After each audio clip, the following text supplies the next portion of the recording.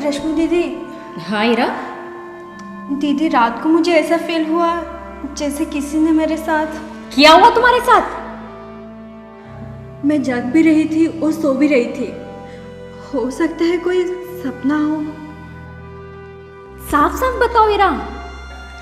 दी कई बार मेरे साथ ऐसा हो चुका है। मैं जब बेड पे सोने जाती हूँ ना, मुझे ऐसा फील होता है जैसे कोई मेरे साथ जबरदस्ती कर रहा हो।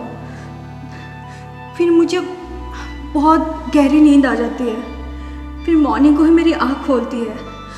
और दी जब ये सब होते हैं ना मेरे साथ, मैं ना पूरी जगी हुई होती हूँ और ना पूरी तरह से सोई हुई होती हूँ।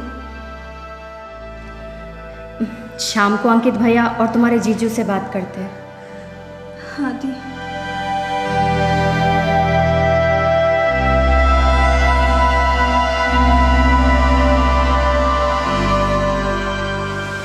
विराज, क्या हो सकता है ये? मुझे लगता है किसी साइकियाट्रिस्ट से कंसल्ट कराना चाहिए।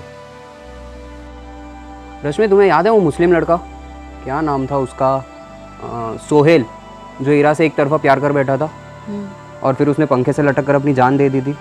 कहीं ये उसका भूत तो नहीं? कैसी बातें कर रहे हो अंकित तुम? पढ़े लिखे होकर भी ऐसी बातें कर रहे हो तुम? अरे वो लड़का तुम्हारे शहर में मरा था, यहाँ से तकरीबन 1500 किलोमीटर दूर, और इतनी दूर उसका भूत यहाँ कैसे आ सकता है? जीजा जी, भूतों के लिए दूरी कोई मायने नहीं रखती। हो सकता है कि ये ना ही साइकियाट्रिक का केस हो और ना ही भूत प्रेत का। तो फिर किसका हो सकता है? हो सकता है कि सच में कोई इंसान ईरा के रूम में जाता हो। अरे लॉक रूम और लॉक घर में कोई इंसान कैसे आ सकता है? हो सकता है वो इंसान इसी घर में मौजूद हो।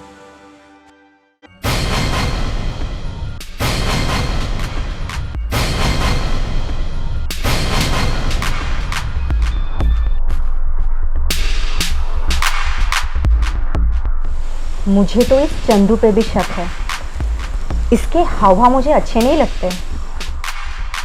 रश्मि, वो बहुत पुराना नौकर है और सीधा साधा भी है। नोएडा केस में भी नौकर पुराना और सीधा साधा ही था। रश्मि, पहली बात तो मैं नहीं मान सकता ये ऐसा कुछ कर सकता है, पर जो भी हो, जिसने भी ये किया है, सच एक न एक दिन सामने तो जरूर आएगा।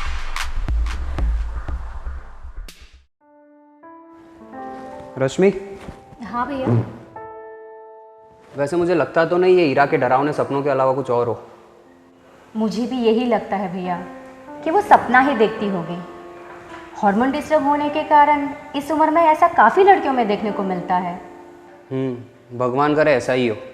ऐसा ही है भैया, और शादी के बाद ये बीमारी अपने आप ठीक हो जाती है। रश्मि, अब कब तक हम यहाँ रहेंगे? मैं अगले हफ्ते ईरा को लेकर गाँव चला जाऊंगा। नहीं भैया, ईरा अकेली घर में कैसे रहेगी? अब तो वो यहाँ से डोली में बैठ के ही जाएगी।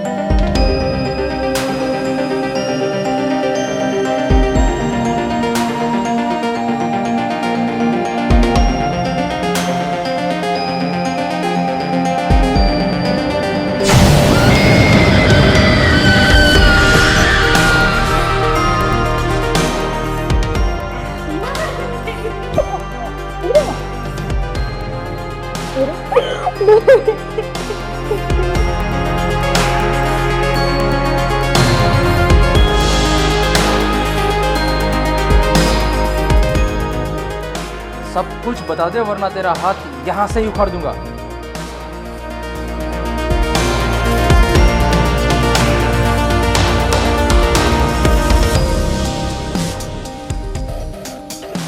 मुझे नहीं पता था जीजू कि ईरा के रूम में आप मेरी घात लगाए बैठे हैं, वरना आज मैं आता ही नहीं। तुझे जरा सी भी शर्म नहीं आई रिश्ते को कलंकित करते हुए?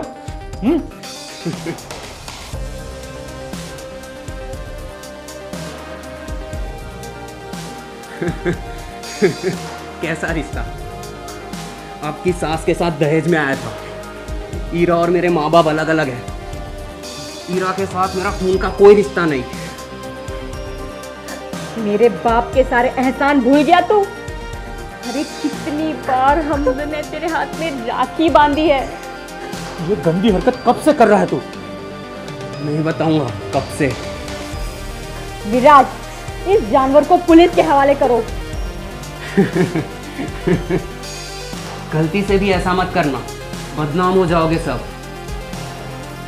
फिर कौन करेगा ईरा से शादी? चला जा यहां से और दोबारा कभी मत आना। और बता दूं, गांव वाले घर भी मत जाना कभी। जाऊंगा, हर बार जाऊंगा और आप कुछ नहीं कर सकते। ब्लैकमेल करेगा? हाँ। भोले शंकर, अब तू ही न्याय कर दे।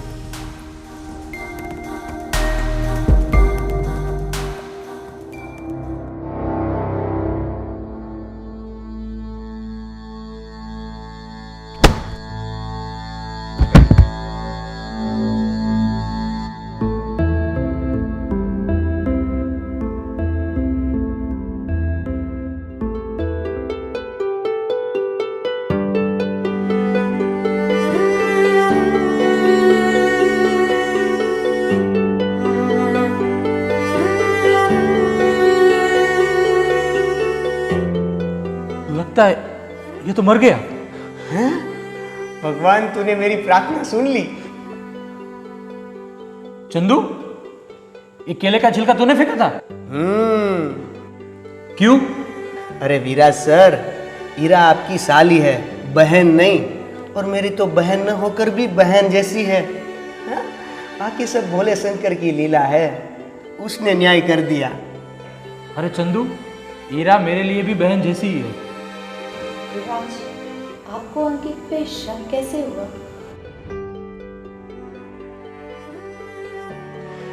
मैं पिछले 10 दिनों से ईरा के कमरे की निगरानी कर रहा था। इसी रात मैंने अंकित को ईरा के कमरे में डुप्लीकेट चाबी डालते हुए देखा।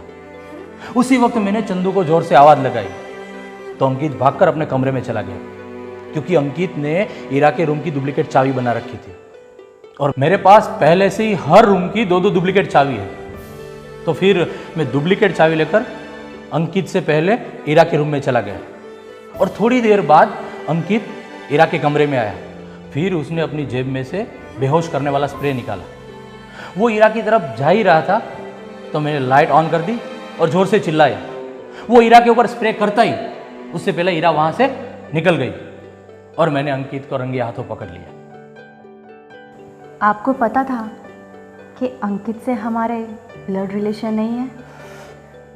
इतना तो पता था कि वो तुम्हारा सौतेला भाई है, पर यह नहीं पता था ये तुम्हारी दूसरी माँ के साथ दहेज में आया था। ये बात मुझे चंदू ने बताई थी। विश्वास सब पर करो, पर अंधविश्वास किसी पर नहीं।